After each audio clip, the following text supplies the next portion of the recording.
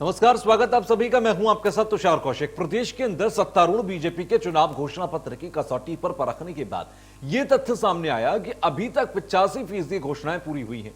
सरकार के मंत्रियों से लेकर पार्टी के पदाधिकारी तक इसे शानदार उपलब्धि के तौर पर पेश कर रही हैं। लेकिन अब कई घोषणाएं हैं जो अधूरी हैं। इन्हें पूरा करने के लिए सरकार के पास समय बहुत ज्यादा बचा नहीं है। राज्य के 78 लाख से ज्यादा मतदाताओं को रिझाने लुभाने के लिए लोक लुभावन भाषणों के साथ अब सियासी दल आगामी पंचवर्षीय विकास योजनाओं का रोड मैप तैयार करने में जुटे हुए हैं। बीजेपी ने जनता के सुझावों से अपनी घोषणा पत्र तैयार करने का निर्णय लिया। इसीलिए वो 70 विधानसभाओं में रथों को भेजकर लोगों से पूछेंगे कि अगले 5 साल में वो राज्य का कैसा विकास चाहते हैं और राज्य के अंदर क्या चाहते हैं।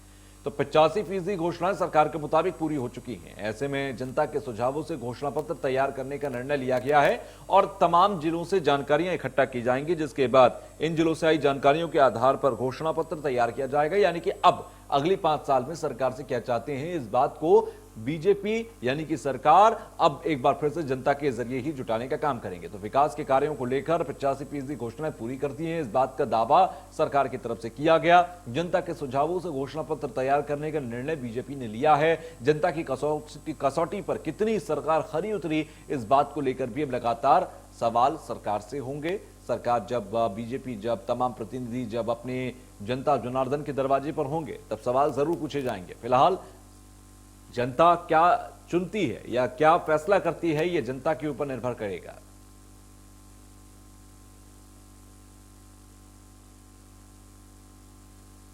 तो जनता की कसौटी पर सरकार कितनी खरी, यह बड़ा फैसला जरूर होगा। बीजेपी का मिशन 2022 है और 22 के मिशन के लिए बीजेपी काफी खासा उत्साह अपने अंदर लिए आगे बढ़ रही है।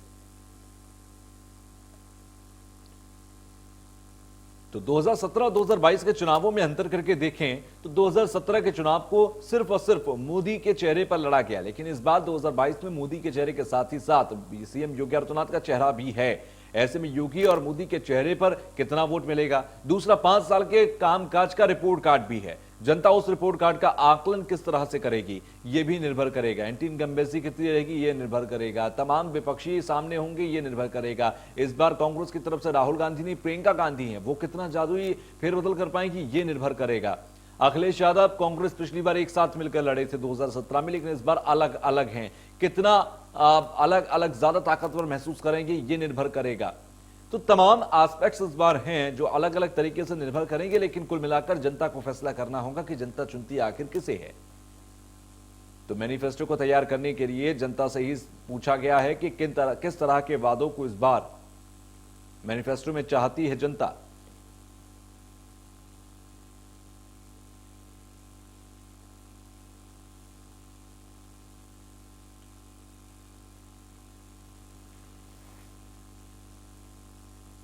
तो एक बड़ा फेरबदल 2022 में होगा या फिर से एक बार बीजेपी की सरकार होगी, ये अभी जरूर भविष्य के अंधेरे में है। लेकिन फिलहाल तो ये है कि बीजेपी चाहती है कि जनता अपने वादों को खुद चुने। जनता खुद चाहे कि वो किस तरह के वादे चाहती है, जनता बताए और मैनिफेस्टो बीजेपी का खुद तैयार करवाए।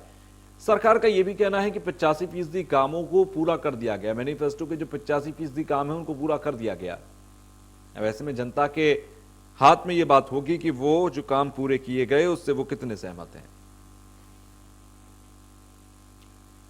इस पर डिस्कशन करने के लिए मेरे साथ एक गेस्ट का पैनल जुड़ रहा है, जिसमें है बीजेपी की तरफ से बात रखने के लिए प्रदेश प्रवक्ता सुरेश जोशी जी। सुरेश जी, आपका स्वागत है। इसके अलावा कांग्रेस के प्रवक्ता के तौर पर सूरत नेगी हमारे साथ हैं, आपका भी स्वागत है। और प्रदेश प्रवक्ता आम आदमी पार्टी नवीन प्रशाली हमारे साथ हैं, आपका भी स्वागत है। सबसे पहले सुरेश जोशी जी, स्वागत के साथ मैं आपके पास आ रहा हूं और ये जानना और समझना चाहता हूं कि आप कह रहे हैं कि 85% काम आपने पूरे कर दिए हैं।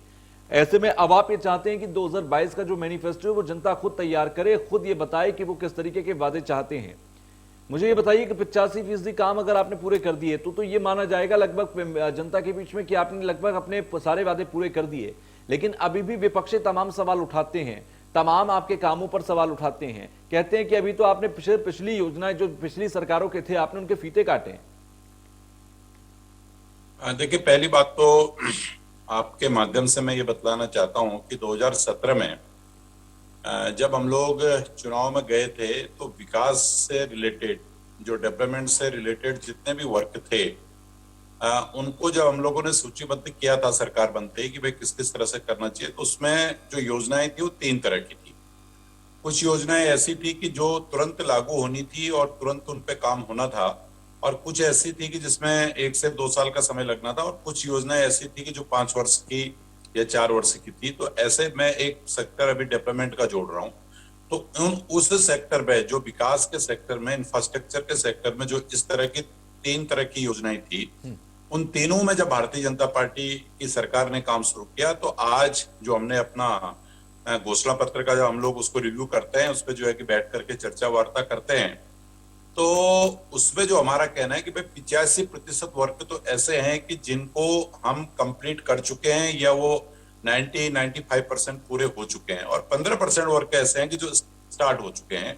यानी अगर हम डेवलपमेंट की बात करें तो डेवलपमेंट के सेक्टर पे हम लोगों ने 100% की उपलब्धि इन 5 वर्षों की सरकार में हमने प्राप्त की है। अब उसी तरह से और सेक्टर भी हैं, जैसे मैं कहूंगा कि सरकारी कर्मचारियों के जो मामले थे वो सेक्टर है, या मैं कह सकता हूं कि युवाओं के जो मामले थे, महिलाओं के जो मामले थे, आंगनबाड़ी कार्यकर्ताओं के जो मामले थे, स्वास्थ्य कर्मियों के जो मामले थे, ऐसे करके जो स्टेट से रिलेटेड इस तरह के मामले थे, तो उन मामलों में भी भारतीय जनता पार्टी ने अपने घोषणा पत्र में जिन विषयों को कहा था, उन विषयों पर बहुत तेजी से काम करते हुए उनको भी पूरा किया है। और साथ ही साथ जो सबसे बड़ी बात यह है कि पहली बार प्रदेश के अंदर 1 लाख करोड़ रुपया जो सरकार बनी है भारतीय जनता पार्टी की 2017 में, 17 से लेकर के अभी तक 1 लाख करोड़ रुपए का लगभग हमको 1 लाख करोड़ रुपया जो है भारत सरकार से स्वीकृतियां जिसमें प्रदान हुई हैं, और जिसमें लगभग पूरी धनराशि ऐसी है कि जो प्रदेश को आहरित हो चुकी है, यानी प्रदेश के खातों में आ चुकी है। और उस पर भी कई सेक्टर्स में काम चल रहा है। अगर हम रेलवे की बात करेंगे तो रिलेटेड टू सेंट्रल है, लेकिन स्टेट का ही प्रोजेक्ट है, उस पर काम चल रहा है। अगर हम बिजली के कई प्रोजेक्ट, यानी कि आप कह रहे हैं कि आपकी तमाम योजनाएं ऐसी हैं जिन पर अभी काम चल रहा है, अगली सरकार बीजेपी की आएगी तो अपनी योजना का खुद फीता काटेंगे, नहीं तो कोई और काटेगा अगर मौका किसी और को मिला। ठीक है, मैं आऊंगा आपके पास। ठीक है, मैं आता हूं आपके पास, मैं आऊंगा अभी आपके पास। सूरज नेगी भी हमारे साथ कांग्रेस से जुड़े हुए हैं। सूरज साहब, अगर 85% काम मैनिफेस्टो में पूरे हो गए हैं, अगर जनता से किए हुए वादों को पूरा कर दिया है, तो आपके लिए तो बहुत मुश्किल सामने आएंगी, क्योंकि जनता तो फिर बीजेपी को चुनेगी।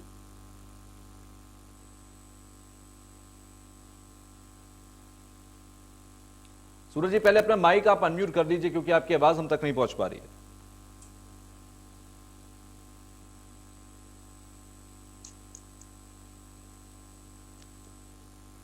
अब आ रही है? जी बोलिए। देखिए, पहले तो हमारे जो देश के सर्वोच्च पद पर विराजमान सीडीएस बिपिन रावत जी थे, उनके आकस्मिक निधन पर मैं कांग्रेस पार्टी की ओर से और अपनी ओर से श्रद्धांजलि प्रेषित करना चाहता हूं। हमने देश की एक विभूति को असमय खोया है, इसका पूरे देश को और हम उत्तराखंड वासियों को बहुत खेद है। जहां तक भारतीय जनता पार्टी का प्रश्न है, भारतीय जनता पार्टी के माननीय प्रवक्ता जी कह रहे थे कि हमने 85% कार्य लगभग सब जोड़ते हैं कि लगभग पूरे कर दिए हैं।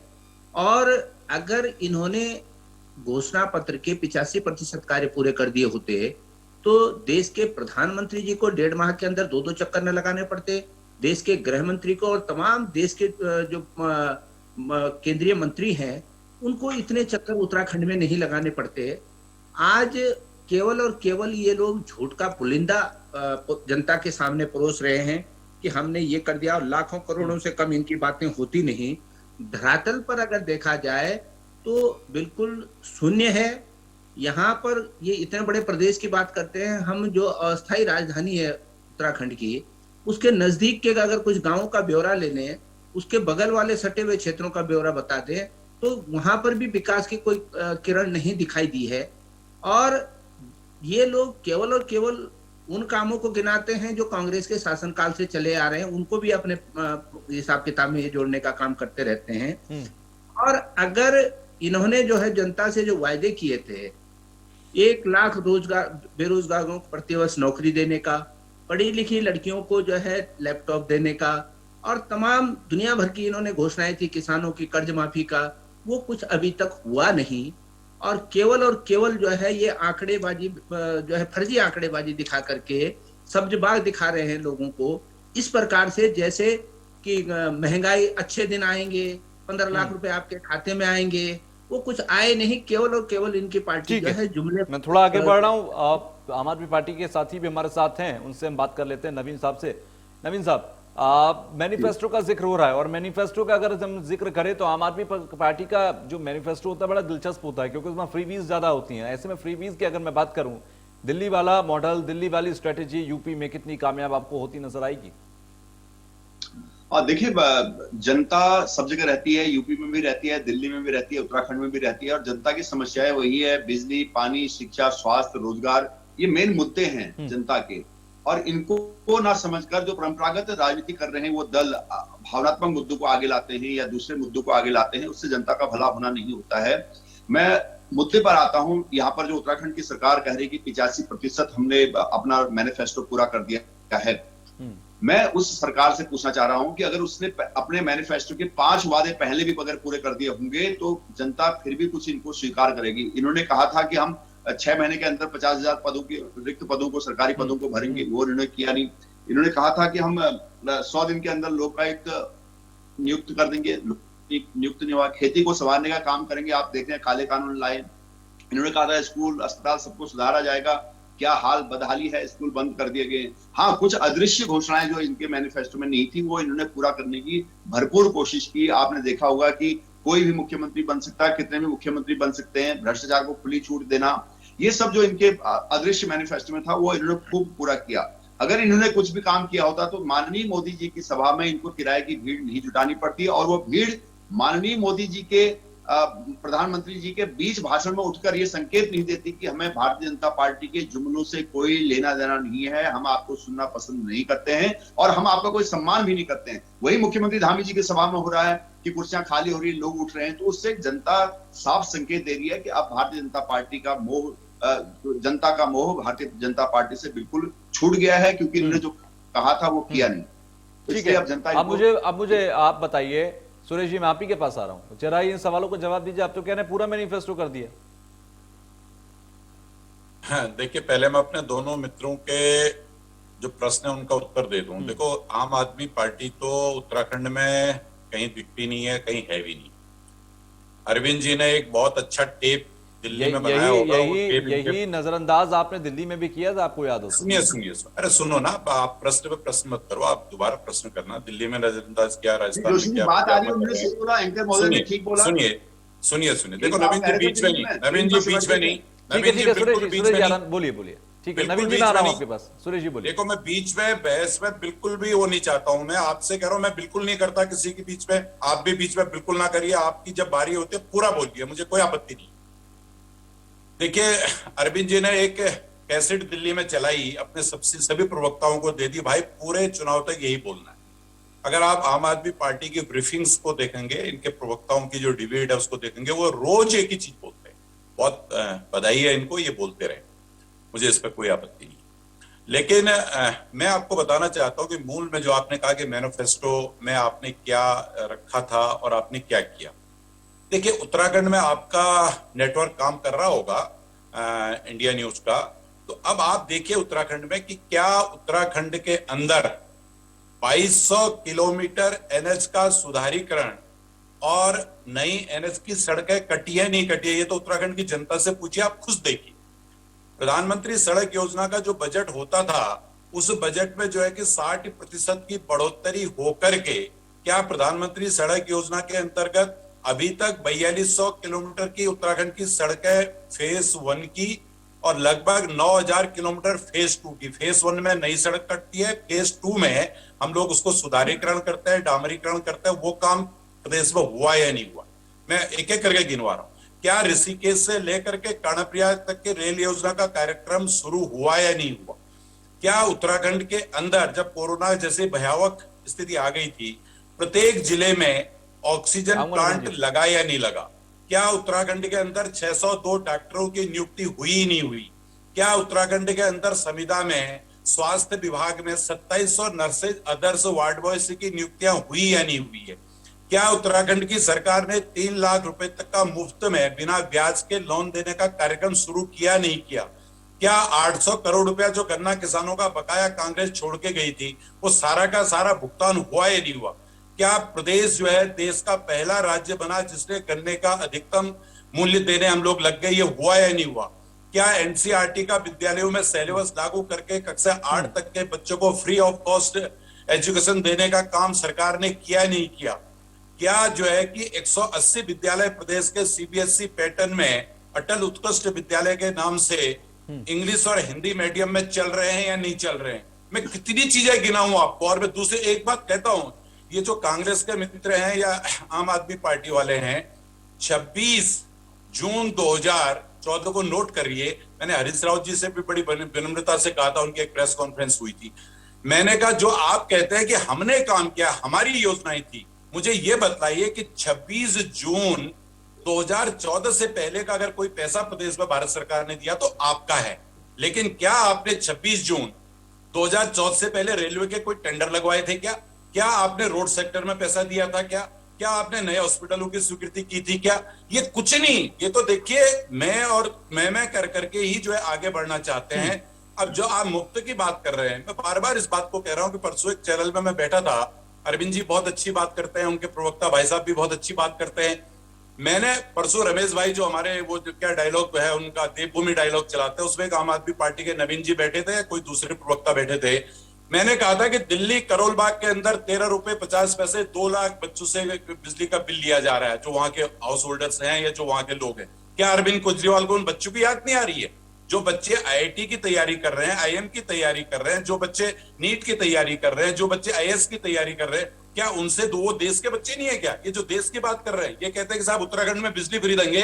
अरविंद जी एक बार करोल बाग जाकर के उन बच्चों का तो देख लीजिए। अगर मैं गलत, मैंने बिल भी भेज दिया था, प्रवक्ता कह रहे थे कि इनको बिल भेज दो रमेश जी को। तो कहने का मतलब मेरा ये है, इनकी कथनी और करनी में बहुत बड़ा अंतर है। भारतीय जनता पार्टी मित्र जो कहती है वो करती है। और डंके की चोट पर प्रधानमंत्री जी ने हजारों की भीड़ में अभी परेड ग्राउंड में कहा कि ये मेरी योजना है, ये मेरा संकल्प है, ये डबल इंजन है। तो मैं कह रहा हूं कि आइए ना आप लोग बहस करिए, भाई 2014 से पहले आपने क्या दिया था और 2014 के बाद हमने क्या दिया। तो ये तो आप दूध का दूध पानी का पानी हो जाएगा। आप अपने एक रिपोर्टर को भी लगवा दीजिए इंडिया न्यूज के, बहस कर लेंगे हम बैठ करके। एक एक कागज हम भी दिखा देते हैं, एक एक कागज ये भी दिखा दे। 10 वर्ष तक यूपीए की सरकार चली, सीआरएफ फंड होता है सेंट्रल रोड फंड, उसमें 1 रुपया भी इन्होंने नहीं दिया। आज जिस फंड में जो है कि प्रतिवर्ष 500 करोड़ से लेकर के 800 करोड़ रुपए तक मिल रहा है, ये कहते हैं साहब हमने उत्तराखंड का भला किया। नमामि गंगे के प्रोजेक्ट इन्होंने जो है कि डंप कर दिए थे। जिस नमामि गंगे के प्रोजेक्ट में उत्तरकाशी से लेकर मैंगलोर तक की जो हमारी गंगा का जो रीजन आता है, उसमें सारे सीवरेज की योजनाएं बनाना, वहां का सौंदर्यीकरण करना, उसमें पैसा दिया था क्या 2014 से पहले? मैं एक नहीं ऐसे अनेकों प्रोजेक्ट पूछना चाहता हूं कि जो बहुत जो है कि लाजमी है, जो इनको बहस भी करनी चाहिए। आपने घोषणा पत्र की बात की, मैं घोषणा पत्र में बताना चाहता हूं, इस बार हम लोगों ने 70 रथ भेज करके एक एक विधानसभा के अंदर जो भेजे हैं, उसके पीछे भी हमारी मंशा बहुत साफ है। पुराने घोषणा पत्र की भी बता दीजिए जी। लोकायुक्त का नहीं बता रहे हैं आप, जो है बेरोजगारों को रोजगार देने का नहीं बता रहे हैं, महंगाई। सुनिए मैं उसको भी बता देता हूँ। आप केवल अपना एजेंडा बता रहे हैं। मैं उसको भी बता देता हूँ। इस प्रदेश में हमने जीरो टॉलरेंस की बात कही, तो आज भी करप्शन के ऊपर 122 लोगों पे मुकदमे दर्ज होकर के जेल के अंदर हैं। एनएच घोटाला आपके टाइम का है, स्वास्थ्य विभाग का घोटाला आपके टाइम का है, समाज कल्याण का घोटाला आपके टाइम का है। कोरोना टेस्टिंग जांच घोटाला किसके जमाने का है? सुनिए, ये घोटाले सारे आपके टाइम के हैं, जिन पे लोग घोटाला है। अभी तो मुख्यमंत्री कहते हैं कि मैंने कभी किसी को कुछ नहीं कहा। अरे भैया प्रश्न का उत्तर तो ले लो, भ्रष्टाचार करते रहे, करते रहो। अरे प्रश्न का उत्तर तो ले लो, प्रश्न का उत्तर ले लो। देखिए, आपके जो माननीय मुख्यमंत्री जी थे, जो सबसे बड़े नेता प्रदेश के आपके हैं, सर्वमान्य नेता हैं आपके, परम आदरणीय हरीश रावत जी, उनकी जो कैसेट चलती है उसको देख लीजिए। इस प्रदेश को जितना मर्जी लूटना है लूट लो, लेकिन मेरी कुर्सी बचा दो, ये स्टेटमेंट देने वाला धरती पुत्र पहला इस धरती में पैदा हुआ जिसने कहा कि प्रदेश को लूट लो, बर्बाद कर लो, भ्रष्टाचार कर लो, लेकिन मेरी और मेरी पार्टी की कुर्सी को बचा दो। तो ये विषय किसने बोला? हमने बोला क्या? हमने वो बोला क्या? स्टिंग करने वाले आप ही के पोषक अरे भैया, हैं। स्टिंग- और मैं कह रहा हूँ, इसी तरह सुनो। त्रिवेंद्र जी की सीडी भी नहीं, देख लेते जो कोर्ट नहीं, में नहीं, मामला सुनिए। चल रहा है। सूरज जी, उस पहली को बात देख ये लिया, सुनिए, उससे आपको क्या अच्छा उस था। स्टिंग करने वाले व्यक्ति के मुंह में हरीश रावत के शब्द सुरेश जोशी जी ने या न्यूज इंडिया के एंकर ने डाले क्या? वो तो नहीं, हरीश तो वो रावत जी की त्रिवेंद्र जी वाणी थी ना, त्रिवेंद्र जो जी कह की रहे जो थे कि सीडी प्रदेश है, को भाई जितना मर्जी लूट लो, जितना त्रिवेंद्र बर्बाद जी की करना कर सीडी लो, है, और जो लेकिन मुझे धामी जी बचा का दो, है। मेरी पार्टी नहीं, को और बचा जो दो, धामी जी का सोनिया और राहुल जी का शब्द है, सम्मान धामी जी बचा का जो दो। वायरल ये हुआ है, कहने वाले लोग भ्रष्टाचार नहीं, की बात धामी जी का करेंगे। जो वायरल हुआ है उसमें एनएस भी प्रकाश घोटाले का डाल देते आप 50 थोड़ा करोड़ सी। रुपया जो आपके खाते में आया, धामी जी उसकी का जांच उसमें चल भी रही है प्रकाश डाल दो जोशी नहीं, साहब। सुन तो लो। धामी जी की सीडी पर उनके नहीं, नहीं। कैसेट पर जो वायरल हो रही है उनकी, वो कौन उसमें सी भी वायरल हो? थोड़ा सा प्रकाश डाल देते आप। भैया कोई अभी कोई वायरल नहीं हो रही है, नहीं, कहीं आप कुछ नहीं नहीं हो हो रहा रही है। तो मैं आपको भेज देता हूँ। मैं आपको आपके भेज देता हूँ, मुख्यमंत्री जिसमें वो जी, कह रहे हैं कि आप आपके कुछ भी पूर्व करते रहो, मैं तो मुख्यमंत्री जी आंखें पे बंद करी हुई है। मैंने सीबीआई कभी की कांग्रेस जांच चल रही है, जो झूठ रहा है वो झूठे रहो। इसलिए आरोप प्रत्यारोप वो लगाते वायरल रहेंगे हो तो रही उससे है। होगा कुछ खास नहीं। ये जनता तो वो वायरल जानती हो है कि रही है। चुनाव का समय आप आरोप प्रत्यारोप के समय पाएगी। कुछ करेंगे नहीं। और अगर आप उनके घोटालों का जिक्र कर रहे हैं, उन्होंने आपके घोटाले का जिक्र कर दिया। और ये सब जानते हैं कि पीपीई किट घोटाले से लेकर मेडिकल सप्लाईज घोटाले हुए, भले ही उसमें सरकार के हाथ काले थे कि अधिकारियों के हाथ काले थे, ये अलग बात है सुरेश साहब, लेकिन हुए तो आपके समय में भी नहीं कुछ नहीं ऊंच नहीं नहीं, नीच थे। सुनिए सुनिए, अगर एक भी कोई घोटाला हुआ है, उसकी जांच हो रही है, वो जेल के अंदर जा रहा है। लेकिन मैं ये पूछना चाहता हूँ, जो इनकी सरकार में घोटाले हुए, ढांचा बीज इन्होंने में- कितने अधिकारियों को ढांचा बीज दंडित किया, घोटाले कितने में क्या हुआ? कर्मचारियों को दंडित किया, किसी ठीक को है, किया ये क्या? बेहतर पॉइंट जरूर एनएस है। घोटाले- ठीक है, ये एनएस बेहतर घोटाले पॉइंट में जरूर है कि किसको सरकार ने दंडित जीरो किया? टॉलरेंस समाज कल्याण अपनाया, घोटाले में घोटाला किसको हुआ तो दंडित किया? कार्रवाई की, चाहे वो एजुकेशन अपना था घोटाले में चाहे किसको पराया। दंडित किया? ये बताएं ना। मैं जा रहा हूं नवीन साहब के पास। ठीक है, ये बेहतर पॉइंट है, मैं नवीन साहब के पास जा रहा हूं। नवीन जी बोलिए। जी, मैं एंकर महोदय, मैं ये कह रहा हूं कि अभी सुरेश जोशी जी कुछ कामों की बात, केंद्र सरकार के कामों की बात कर रहे थे। देखिए, हम विधानसभा गठित करना यहाँ पर करेंगे बात 2022 में, तो विधानसभा में जो भारतीय जनता पार्टी की सरकार अभी है उसने क्या काम किया, इस पर बहस होनी चाहिए थी, लेकिन वो केंद्र सरकार के कामों को गिना देते। इनके पास ले देके एक ऑल वेदर। नहीं, उनका मानना यह है कि डबल इंजन की सरकार है, केंद्र से हो चाहे प्रदेश से हो, हमारी तो एक ही बात है जी, हम तो बीजेपी से हैं। ठीक है सर, वो जनता उसका फैसला जनता करेगी। उसका फैसला जनता करेगी। अब मैं पूछना चाह रहा हूँ, लेकिन जी मैं एक सेकंड, मैं भारतीय जनता पार्टी के प्रवक्ता महोदय से पूछना चाहता हूँ कि क्या स्वास्थ्य की बदहाली में हम नंबर 1 पर नहीं है? क्या हम पलायन में नंबर 1 पर नहीं है? हम बेरोजगारी में नंबर 1 पर नहीं है? आज ये प्रदेश महंगाई पर नंबर 1 पर नहीं है? ये किसके कारण हुआ? ये आप जैसे सरकार के कारण हुआ। जवाब मैं दे रहा हूँ, इसका भी जवाब दे रहा हूँ। आप सुनिए जोशी जी, आप बहस की बात कर रहे हैं। हमने आपको कहा था 5 जनहित के कोई काम किए हैं तो सामने आइए। आपने 3 मुख्यमंत्री बदल के एक भी जवाब नहीं दे पाया ना। लास्ट आपके मुख्यमंत्री मैं आपको जवाब दे रहा हूँ, आ जाओ ना। कोई 5 काम ऐसे बताइए, 5 काम भाई आप आ जाओ, मैं तुम्हारी दिल्ली सरकार के आंकड़े भी ला रहा हूँ, तुम्हारे आंकड़े भी ला रहा हूँ, मैं कर रहा हूँ बहस। अब आइए ना मेरे साथ, छोड़िए मुख्यमंत्री जी, प्रधानमंत्री जी को, मैं बहस कर रहा हूँ तुमसे। आप खुद आइए, अरविंद जी को लाइए, मनीष सिसोदिया को लाइए, जिसको मर्जी लाइए। भारतीय जनता पार्टी की हिम्मत है। हमने दिल्ली का हिम्मत है भाई, मांगा था। हमने पूरी हिम्मत है पूरी। अरे जो पार्टी जो है दिल्ली में टोपी लगाती है, अयोध्या में जाकर के भगवान राम की बात करती है, जो पार्टी यहाँ गंगा और अयोध्या की बात करती है, वहाँ मुल्ला और मौलवियों को जो है कि पेंशन देती है, उस पार्टी से बहस करने की किसी की बात नहीं है क्या? क्या बात कर रहे हैं आप? ये बोलिए, आप बोलिए कि अगर हमने काम किया हो तो उत्तराखंड की जनता हमें वोट दे, जैसे अरविंद केजरीवाल ने कहा था अगर हमने काम किया। दे रही है उत्तराखंड की जनता भाई, बोलिए। नहीं, आप परेशान बोल दीजिए, आप बोल दीजिए, आज बोल दीजिए। परेशान हो रहे हैं आप, परेशान मत होइए, आप बौखलाहट में मत आइए। हम ही को वोट दे रही है भारतीय जनता पार्टी को, उत्तराखंड की जनता आपको वोट नहीं दे रही है, आपको रिजेक्ट। आप बात कर रहे हो जी, 5 जनहित काम रिजेक्ट टू उत्तराखंड, ये हो चुका है 10-20 दिन के अंदर ही। तीनों सरकारों का मिला के एक काम बता दीजिए। आप तीनों सरकारों का मिला के एक काम बता दीजिए जिसके लिए आपकी सरकार को याद किया जाएगा और ये कहिए जनता से कि अगर भारतीय जनता पार्टी ने काम किया होगा तो उसको वोट देना। कहिए दावे के साथ। सुनिए, मैं बताता हूँ, अब आपकी बात पूरी हो गई। मैं बता रहा हूँ, एक काम बता दीजिए। सुनिए ना, मैं बता रहा हूँ। अरे मैं बता रहा हूँ भाई, बता दीजिए। इस प्रदेश के अंदर रोजगार की वृद्धि करने के लिए, युवाओं को रोजगार देने के लिए, अरे सुन तो लो भाई, क्यों है झूठ क्यों बोल रहा है? किसके सामने झूठ? अरे सुन तो लो, मैं झूठी बोल रहा हूँ, झूठी सुन लो। नहीं निकाली। अरे आप प्रेस जब खड़ा कर रहे हो तो सुनो तो सही। अरविंद केजरीवाल की पार्टी थोड़ी ना जो झूठ बोलती है। अब सुनो ना, एक और लोन नहीं दिया आपकी सरकार ने। अरे आप सुनो ना, मैं बता रहा हूँ ना। अरे मैं बता रहा हूँ भाई, नवीन साहब आप सुन तो लीजिए ना, सुनना भी तो जरूरी है। तुम सुन लो यार, ऐसे अब आप सवाल उठा रहे हैं तो जवाब तो उनका देना अधिकार है। ठीक है नवीन साहब, आपका सवाल पूरा हो गया है ना? वैसे अब आपका सवाल पूरा हो गया तो जवाब लेते हैं सुरेश साहब।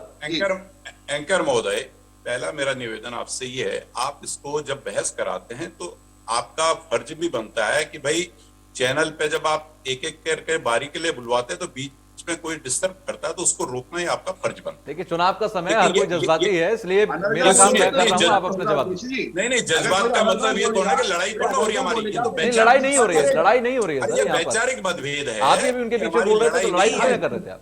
तो इसलिए जो है कि जिस तरह से ये लोग बहस कर रहे हैं, ऐसे बहस हो नहीं सकती। देखो आप प्रश्न खड़ा करिए ना, मैं उत्तर दे तो रहा हूँ। ठीक है, ठीक है, आप उत्तर सुन लीजिए, उसके बाद आप बोलिए। मैं तो आपकी पूरी बात सुन रहा हूं, मैंने तो डिस्टर्ब किया नहीं किसी को भी। देखिए पहली बात बताओ, आपने कहा एक काम बता दीजिए, मैं एक काम बता देता हूं, मैं एक नहीं मैं 10 बता देता हूं। उस एक काम पे इस उत्तराखंड की बेरोजगारी को समाप्त करने के लिए, यहाँ के इंफ्रास्ट्रक्चर को मजबूत करने के लिए हमने जो है कि चारधाम प्रोजेक्ट से लेकर के प्रधानमंत्री सड़क योजनाओं से लेकर करके जो आज अब फिर बीच में बोलने लगे, भाई सुन तो लो। अरे क्यों परेशान हो जवाब तो पूरा होने देना पहले, जवाब तो पूरा होने दीजिए। जवाब एक बार पूरा हो जाए उसके बाद मैं आपको समय दे दूंगा, आप आराम से बोल लेना, आपको जो भी बोलना रिएक्शन देना आप आराम से, सबके रिएक्शन।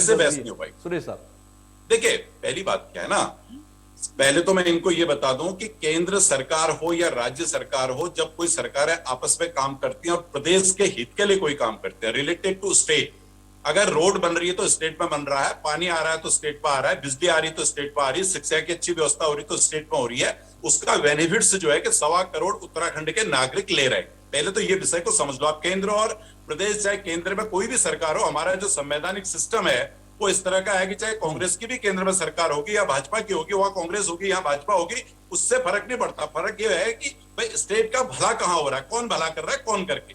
लेकिन अब मैं आपको स्टेट के बारे में बताऊं, मैंने कहा कि आपने कहा एक काम बता दो। भाई हमने जो हमारा प्लान है, उस प्लान के आधार पर जब हमारी सड़कें ठीक हो जाएंगी, हमारा इंफ्रास्ट्रक्चर ठीक हो जाएगा, तो इंडस्ट्री भी कल को यहाँ पर आएगी, यहाँ पर कोई पर्यटक भी आएगा, यहाँ पर कोई तीर्थाटन भी होगा, तो निश्चित तौर पे उसका, चाहे उत्तरकाशी का हमारा युवा हो, चाहे बागेश्वर का युवा हो, उनको उससे रोजगार मिलेगा। उसके लिए जो एक बहुत बड़ा काम, चाहे वो रेल प्रोजेक्ट हो, चाहे वो रोड प्रोजेक्ट हो, चाहे वो बिजली प्रोजेक्ट हो, इन प्रोजेक्टों में जो हमने काम किया है तो उसका आने वाला भविष्य बहुत अच्छा है। क्योंकि प्रधानमंत्री जी ने कहा कि ये दशक उत्तराखंड का है, उसके पीछे का जो कॉन्सेप्ट था वो ये था। हमने कहा कि भाई हम अच्छे स्कूलिंग कर रहे हैं। अगर हम आज लोग चाहते हैं कि साहब सीबीएसई पैटर्न पे स्कूलिंग हो, तो सीबीएसई पैटर्न के लिए हमने अपने सरकारी स्कूलों को अपने बोर्ड से हटा करके सीबीएसई बोर्ड पे उसको ला करके, अगर 180 विद्यालयों पे सीबीएसई पैटर्न से हम पढ़ाई शुरू करते हैं, तो क्या वो काम नहीं किया? क्या आपको काम दिखता नहीं है क्या?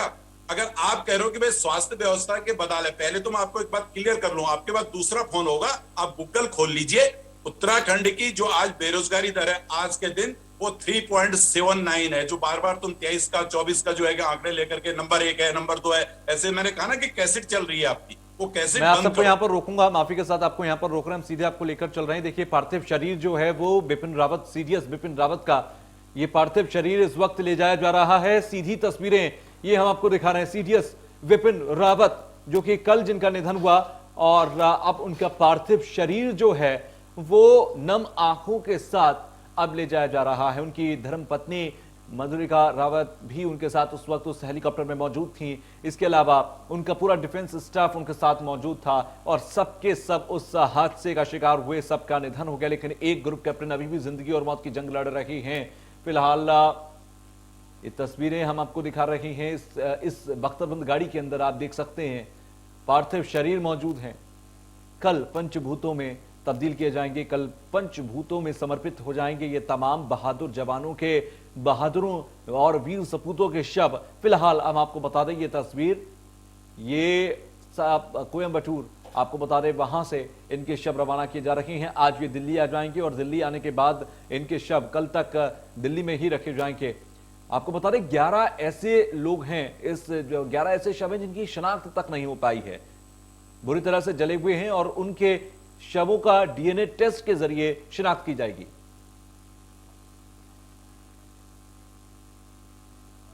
तो ये तस्वीरें हम आपको दिखा रहे हैं, और हर एक तस्वीर महत्वपूर्ण है, हर एक अपडेट महत्वपूर्ण है, क्योंकि देश के जज्बात इन तस्वीरों से जुड़े हुए हैं। हर एक तस्वीर, हर एक अपडेट आपको हम सबसे पहले देते रहेंगे। वापस हम डिबेट की तरफ चल रहे हैं। सुरेश साहब वापस आ रहा हूं मैं, और एक सवाल बार बार किया जाता है, अभी कुछ दिन पहले आपने देवस्थानम बोर्ड को रद्द कर दिया। ये कहा जाता है कि हर चीज का इंतजार बीजेपी चुनावों के दौरान करती है कि चुनाव आएंगे तब सब कुछ किया जाएगा, योजनाओं का, परियोजनाओं का उद्घाटन, शिलान्यास, लोकार्पण या फिर ये बड़े फैसले सब कुछ चुनावों से पहले किया जाता है, बाकी साल चुप बैठते हैं। नहीं, देखिए, पहली बात तो ये बताऊं कि देवस्थानम बोर्ड का जो निर्णय है वो कुछ परिस्थितियां स्थितियां ऐसी बनी कि वो निर्णय पहले होना चाहिए था, लेकिन क्योंकि पंडा पुरोहित समाज का और जो एक धर्म और संस्कृति के अनुयायी थे, उनका मानना ये था कि भाई जो पूजा पद्धति है वो परंपरा संस्कृति जो आदिगुरु शंकराचार्य के द्वारा स्थापित की गई है, पूज्य आदिगुरु शंकराचार्य जी के द्वारा, तो उसको ही आगे के लिए भी उसका निर्वहन होना चाहिए। उसी के परिणाम स्वरूप वो लोग आंदोलन भी कर रहे थे। तो जब ये एक्ट आया था तो तब से विषय आ रहे थे, लेकिन कभी कोरोना का काल बीच में आया, कुछ राजनीतिक परिस्थितियां इस तरह से बनी कि वो उस समय वो एक्ट समाप्त नहीं हो पाया। लेकिन मैं इतना आपको कहना चाहता हूं उसके बारे में कि भाई जो हम लोग प्रजातांत्रिक व्यवस्था में अगर हम लोग विश्वास करते हैं, डेमोक्रेसी में अगर हम लोग विश्वास करते हैं, तो जन भावनाओं का सम्मान करना जो है कि भारतीय जनता पार्टी जानती है। जो लेकिन जन चुनावों का भावनाएं इंतजार कर रही थी क्या, ये सवाल उठाया जा रहा है ना कि चुनावों से पहले आप ये क्यों कर रहे हैं? या तो आपके पास इतना लंबा समय था, आप ही के बोर्ड ने बनाया, नाराजगी बहुत पहले से थी।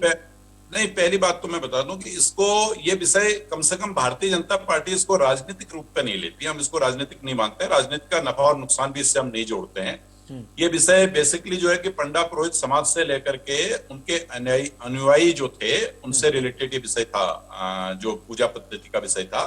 तो पूजा पद्धति के विषय में जो वो शुरू से इस बात को कह रहे थे, तो ये राजनीतिक विषय तो दूर ये दूर तक राजनीतिक विषय नहीं नहीं था, आपका ये कहना ये राजनीतिक विषय नहीं था। सूरज साहब के पास मैं जा रहा हूं। सूरज साहब, क्या राजनीति का विषय ये नहीं था? क्योंकि देवस्थानम बोर्ड को लेकर काफी समय से, बनने के समय से ही नाराजगी थी, उस वक्त भी नाराजगी थी, लेकिन स्ट्रेट फॉरवर्ड रही गवर्नमेंट। अब चुनावों से पहले क्या नुकसान देखा? और अगर ये यहाँ पर सुरेश जी कह रहे हैं कि ये राजनीति का विषय नहीं है, तो क्या विपक्ष भी मानने को तैयार है कि राजनीति का विषय नहीं था, कम से कम बीजेपी के लिए? आप एक बार अनम्यूट कीजिए अपने माइक को।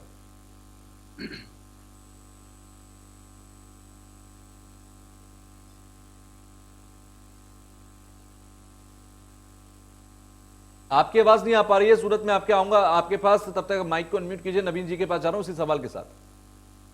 जी मैं एंकर महोदय मैं ये बताना चाहता हूं कि जिस प्रकार से जोशी जी ने अभी कहा कि आदिगुरु शंकराचार्य के समय से जो परंपरा चली आ रही थी, पंडा पुरोहित समाज उसको पुनर्स्थापित करने की मांग पर अड़े हुए थे, और इससे साबित होता है कि भारतीय जनता पार्टी ने उस परंपरा को तोड़ने का काम किया। नंबर 1। नंबर 2 यह है कि भाजपा जब प्रधानमंत्री मोदी जी वहां पर आए थे तो भारतीय जनता पार्टी ने केदारनाथ के प्रांगण से चुनावी रैली की थी, जिसके लिए भारतीय जनता पार्टी को माफी मांगनी पड़ी, और हमारे देश के माननीय प्रधानमंत्री जी जूते पहनकर अपनी बात पूरी कीजिएगा, लेकिन वही महत्वपूर्ण